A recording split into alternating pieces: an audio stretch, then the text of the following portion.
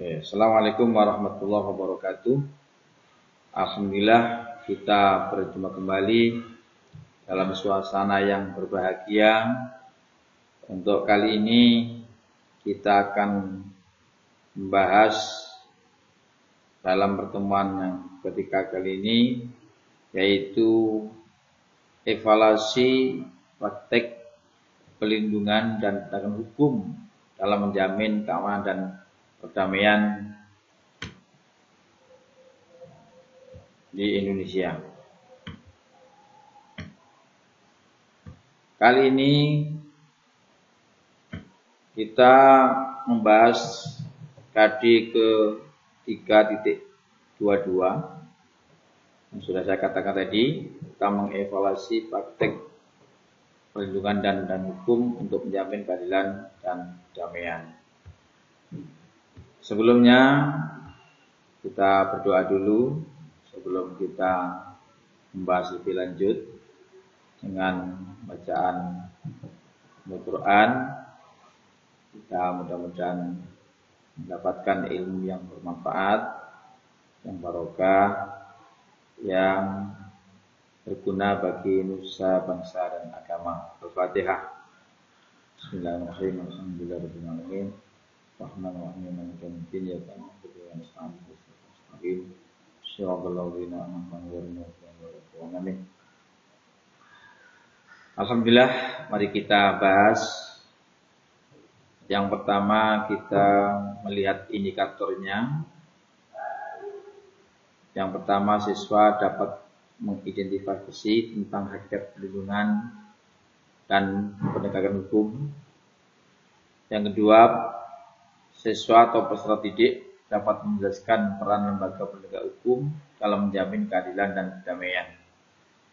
Yang ketiga, siswa dapat mengemukakan tentang dinamika pelanggaran hukum. Anak-anakku sekalian yang berbahagia, hakikat perlindungan penegakan hukum. Konsep perlindungan dan penegakan hukum, suatu perlindungan dapat dikatakan sebagai perlindungan hukum apabila mengandung unsur-unsur sebagai berikut. Jadi konsepnya dalam perlindungan dan penegakan hukum itu ada beberapa hal. Jadi hukum yang mengatur dalam kehidupan kita, khususnya di negara kita, ada unsur-unsur yang ada di dalam perlindungan itu. Yang pertama, adanya perlindungan dari pemerintah kepada warganya. Nah, unsurnya harus ada. Jadi perlindungan dari pemerintah kepada warganya itu harus disesuaikan dengan hukum yang berlaku yang ada pada suatu negara tersebut. Jadi hukum harus ditegakkan, harus dilaksanakan kalau adanya suatu perlindungan dari pemerintah kepada warganya.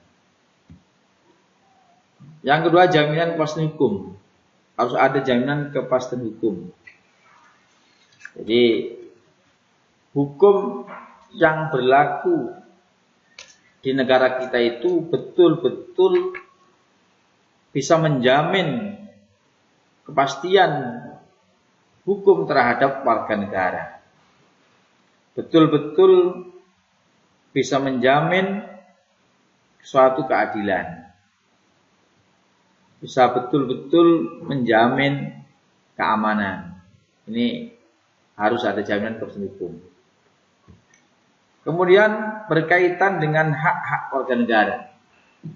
Jadi hukum itu harus selalu ada kesinambungan. Harus berkaitan dengan hak-hak warga negara. Jadi tidak boleh melanggar atau melenceng dari hak warga negara. Artinya hukum itu harus mengena dan selalu melindungi hak-hak warga negara dengan undang-undang. Adanya sanksi hukuman bagi pihak yang melanggarnya. Selain hukum itu sebagai suatu aturan yang ada pada suatu negara, tentunya hukum juga harus ada batasan-batasan tertentu. Bila mana ada pihak yang melanggarnya, karena ini sudah ada hukum yang disepakati bersama oleh semua pihak, baik negara,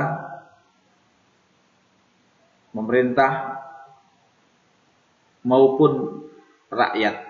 Jadi hukum itu harus dijunjung tinggi. Bagi yang melanggarnya harus ada sanksi-sanksinya. Pada hakikatnya, semua atau setiap orang berhak mendapatkan perlindungan dari hukum. Di semuanya. Namun, apabila ada yang melanggar, tentunya sanksi berlaku. Ya, sanksi berlaku. Oleh karena itu, terdapat banyak macam perlindungan hukum. Dari sekian banyak jenis dan macam perlindungan hukum, terdapat beberapa di antaranya yang cukup populer dan telah akrab di telinga kita.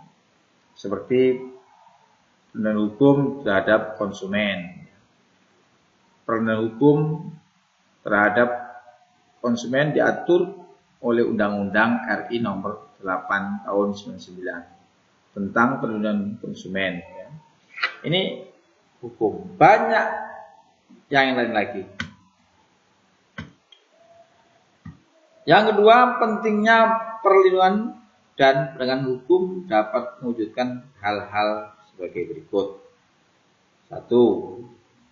Tegaknya supremasi hukum. Jadi hukum dijunjung tinggi, dihormati, selalu ditaati. Tegaknya keadilan. Yang ketiga, mewujudkan keadilan dalam kehidupan di masyarakat. Di hukum harus ada perwujudan suatu keadilan dalam kehidupan. Tidak boleh hukum memihak salah satu pihak sehingga tidak ada suatu keadilan. Ini penting. Faktor yang mempengaruhi penegakan hukum. Hukumnya. Nah, yang pertama hukumnya. Itu faktor yang paling penting. Jadi kalau hukumnya itu kuat dalam penegakan hukum, jelas akan berlaku dengan baik. Kemudian orangnya atau penegak hukumnya betul-betul konsekuen dengan hukum yang berlaku. Bahkan penegak hukumnya juga harus melaksanakan sesuai dengan hukum. Tidak boleh penegak hukum malah melanggarnya. Seperti sekarang ini banyak terjadi penegak hukum yang kena suap sehingga meloloskan orang-orang yang tidak bertanggung jawab. Ini nggak boleh. Ini cacat artinya, cacat. Hukum tidak akan berlaku dengan baik karena penegak hukumnya tidak konsekuen. Kemudian masyarakat, ya masyarakat ini faktornya yang utama.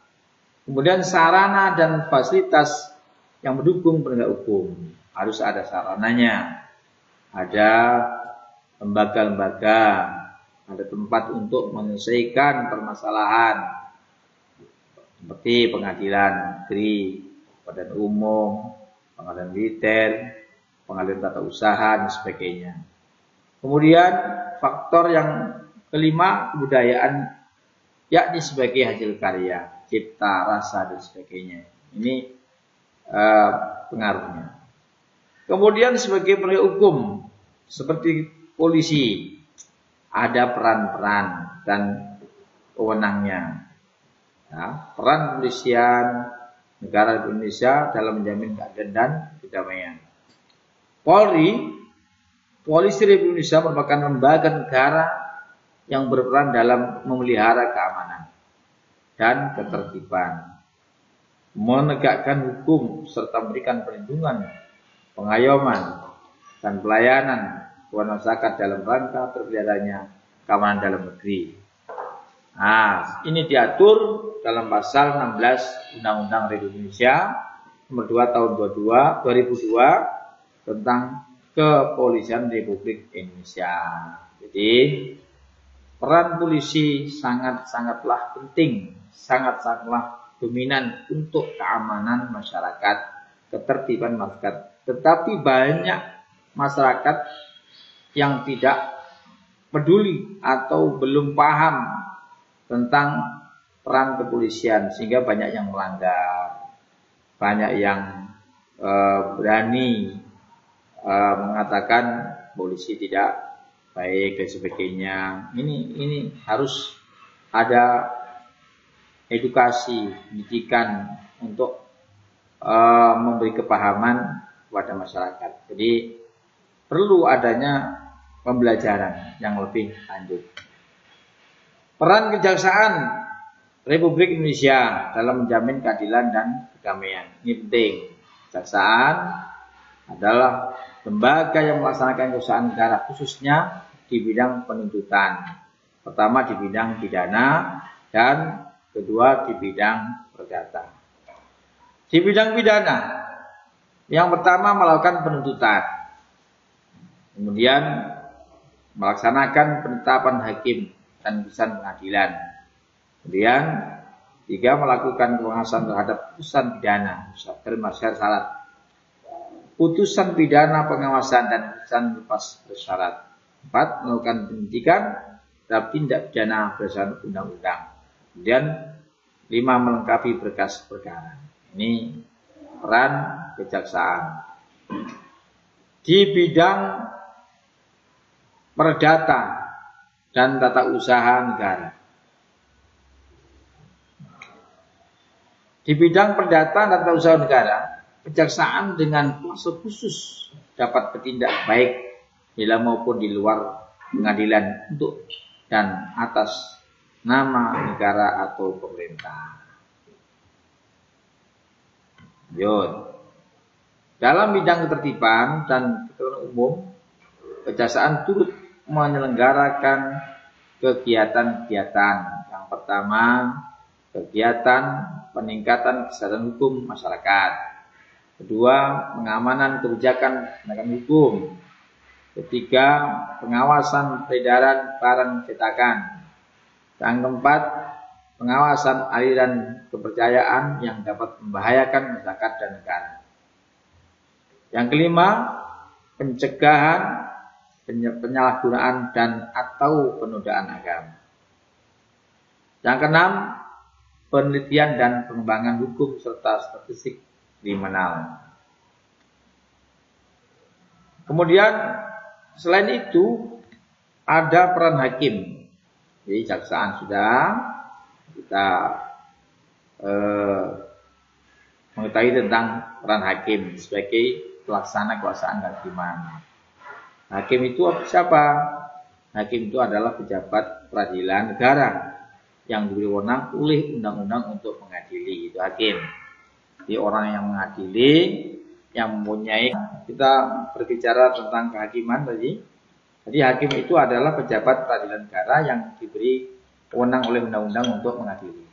Mengadili merupakan serangkaian tindakan hakim untuk menerima, memeriksa, dan memutuskan perkara hukum berdasarkan asas bebas jujur dan tidak memihak di sebuah sidang pengadilan berdasarkan ketentuan perundang-undangan. Jadi hakim harus berbuat adil, seadil-adilnya, sesuai dengan hukum yang ada. Jadi tidak boleh menyalahgunakan kewenangan itu dengan tidak adil. Jadi harus adil. Itulah yang saya sampaikan. Untuk berikutnya kalian bisa mempelajari lebih lanjut. Ini sudah saya tulis semuanya. Untuk pengembangannya kalian bisa mengembangkan lewat buku-buku panduan atau internet ataupun koran atau media-media sosial yang lainnya yang berhubungan dengan materi yang saya sampaikan ini. Insya Allah kita akan berjumpa kembali dalam pertemuan yang keempat. Kali ini kami cukup sekian. Terlebih dahulu kita ucapkan alhamdulillahirrahmanirrahim.